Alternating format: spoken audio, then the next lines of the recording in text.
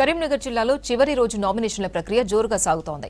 3 నుంచి 4 గ్రామాలకు సంబంధించిన నామినేషన్లను ఒక క్లస్టర్లో స్వీకరిస్తుండటంతో రద్దీ కనిపిస్తోంది. ఒక్కో గ్రామ పంచాయతీకి సర్పంచ్ పదవికి 4-5 పైగానే నామినేషన్లు దాఖలు చేస్తున్నారు. వార్డు సభ్యులకు కూడా పెద్ద ఎత్తున క్యాండిడేట్లు తమ నామినేషన్లు సమర్పిస్తున్నారు. తమకు రిజర్వేషన్లు అనుకూలించని చోట సతీమణులతో లేదంటే సన్నిహితులతో నామినేషన్లు వేయిస్తున్నారు. చివరి రోజు కావడంతో టోకెన్లు అందించి ఒక్కొక్కరిగా పిలిచి రిటర్నింగ్ అధికారులు నామినేషన్ ఫారాలు తీసుకుంటున్నారు. జిల్లాలో సాగుతున్న చివరి రోజు నామినేషన్ల ప్రక్రియపై వెంకటేష్ మరిన్ని డీటెయిల్స్ అందిస్తారు.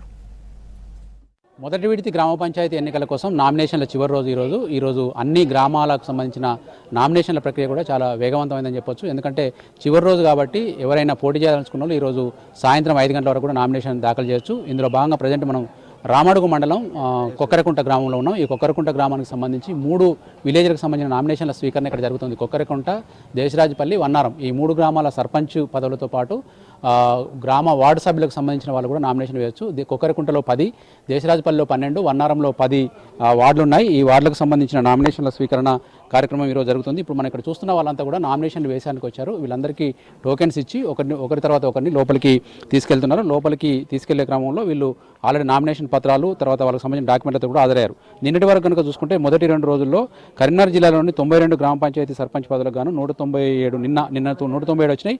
మొన్నటితో కలిపి 299 నామినేషన్లు వచ్చినాయి. మొత్తం జిల్లాలో 866 వార్డు సభ్యులు ఉన్నాయి. అందులో 629 నామినేషన్లు దాఖలైనాయి. అదే జగిత్యాల జిల్లాలో తీసుకుంటే 122 గ్రామ పంచాయతీలకు మొదటి విడత ఎన్నికలు జరుగుతున్నాయి. ఇక్కడ 297 నామినేషన్స్ దాఖలైనాయి. గతంలో దేశరాజపల్లి సర్పంచ్గా ఉన్న రమేష్ వాళ్ళు ఈసారి బీసీ జనరల్ కాబట్టి తన మిసెస్ తోటి నామినేషన్ చేస్తున్న అమ్మాయి, మీ ఊళ్ళో ఉన్న సమస్యలు ఏంటి, వాటి పరిష్కారం కోసం ఏమి హామీలు ఇస్తారు?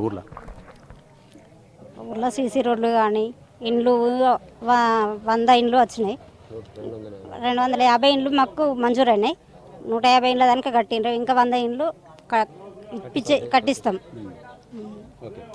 సీసీ రోడ్లు కానీ పెన్షన్స్, అర్హులకు పెన్షన్స్ కానీ కొంతమందికి ఏమైందంటే ఈ కరెంట్ బిల్లు కూడా ఇది ఆన్లైన్ చేయకపోవడంతో వస్తలేదట. ఏ సమస్య ఉన్నా కూడా అన్ని సమస్యలను పరిష్కారం చేస్తాం. గతంలో కూడా చేసినాం 5 సంవత్సరాలు. ఇప్పుడు కూడా ఈ కాంగ్రెస్ గవర్నమెంట్ ఇంకా 3 సంవత్సరాలు ఉన్నది. ఆ 3 సంవత్సరాలలో ప్రజలకు ఏది అవసరమైతే ఉంటుందో అది తీర్చే బాధ్యత తీసుకుంటాం. ముఖ్యంగా 2 ఏళ్ళ నుంచి ఎన్నికలు లేవు కదా, ఈ 2 ఏళ్ళు ఎట్లా ఉంది ఊర్లో? ఈ 2 ఏళ్ళు ఇబ్బందిగా ఉన్నది. అయినా కూడా గతంలో చేసినాం కాబట్టి కాంగ్రెస్ ప్రభుత్వం ఉన్నది, కాంగ్రెస్ సర్పంచ్ అని చెప్పి ఏ సమస్యకైనా మా దగ్గర వచ్చినప్పుడు మేము సమస్యను ప్రాబ్లం సాల్వ్ చేసినాం. మాతో అయిన వరకు అన్ని డాక్యుమెంట్లు తీసుకొచ్చినాం. మనకు మొత్తం 50% మహిళలకు కేటాయించారు. అదేవిధంగా ఎస్సీ రిజర్వ్డ్, బీసీ రిజర్వ్డ్, తర్వాత ఎస్టీ రిజర్వ్డ్ గ్రామాలు కూడా ఉన్నాయి. అన్నిటి కూడా నామినేషన్లు దాఖలవుతున్నాయి. చాలా వరకు కొన్ని జిల్లాల్లో ఏకగ్రీవ పంచాయతీలు ఉన్నాయి. కాకపోతే ఇక్కడ మాత్రం చాలా పెద్ద ఎత్తున నామినేషన్లు దాఖలు చేస్తూ ఉన్నారు. వార్డు సభ్యులు కానీ సర్పంచ్లు కానీ పోటీ చేసేవాళ్ళు ఏమేమి డాక్యుమెంట్లు ఇవ్వాలి, మీకేమన్నా దొరకని డాక్యుమెంట్స్ ఏమైనా దొరుకుతున్నాయి? ఇబ్బంది ఉన్నది? అట్లా చాలా ఇబ్బంది ఉంది సార్. ఏంటంటే బ్యాంక్ అనేది వాళ్ళు ఇస్తలేరు. బ్యాంక్ వాళ్ళు ఒకటి ఏంటంటే ఇది ఇప్పుడు ప్రపోజల్ చేసే వాళ్ళు 3 అన్నారు. ఇంతకుముందు ఏంటంటే ఒక ప్రపోజల్ క్యాండిడేట్, అది బలపరిచేటోళ్ళు క్యాండిడేట్ను బలపరిచేటోళ్ళు ఉంటే సరిపో. ఇప్పుడు బ్యాంక్ అకౌంట్ అంటే బ్యాంక్ వాళ్ళు ఇస్తలేరు. ఇప్పుడు నిలుచున్న వాళ్ళకి చాలా ఇబ్బంది అవుతుంది సార్. ఇది తీసేస్తే అయిపోవన్న సెకండ్ వీడి దాకా తీసేయండి. ఇప్పుడు వరకు అయితే పర్లేదు, కానీ అంత చాలా తిప్పలు పడరు. బ్యాంకులు కూడా వాళ్ళు ఇస్తలేరు.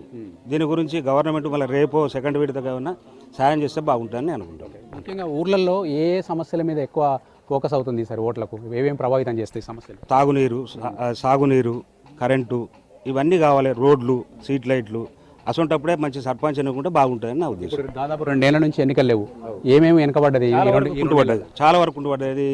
డ్రైనేజీలే కానీ మన ఊళ్ళే సమస్యలు ఉంటాయి కదా సార్, చిన్నవి ఉంటాయి. ఏదైనా ఒక నాయకులు లేకపోతే చాలా వరకు కష్టం ఉంటుంది. ఊళ్ళో ఏ సమస్య వచ్చినా కూడా ప్రజలు ఎవరికి చెప్పుకునేది? చెప్పుకుంటారు. ఇప్పుడు అది ఒక నాయకుడు ఉన్నాడంటే ఎవరో చెప్పుకోవచ్చు. నాయకులు లేనప్పుడు ఏముంటుంది చెప్పు సార్. ఇక వాళ్ళు అధికారులు ఏం చేయలేరు. ఇప్పుడు కేవలం 11 రోజుల్లో ఎన్నికలు జరగబోతున్నాయి. అదే రోజు ఫలితాలు కూడా రాబోతున్నాయి. ఎట్లా ఉంటుంది ఆఫ్టర్ ఎలక్షన్ ఊర్లో పరిస్థితులు ఎట్లా ఉంటాయి? పర్లేదు, ఇప్పుడు ఎలక్షన్ అయితే బాగుంటుంది సార్. కొత్త సర్పంచ్లు వచ్చిన వాళ్ళే గ్రామాలు కూడా బాగా అభివృద్ధి చెందుతాయి.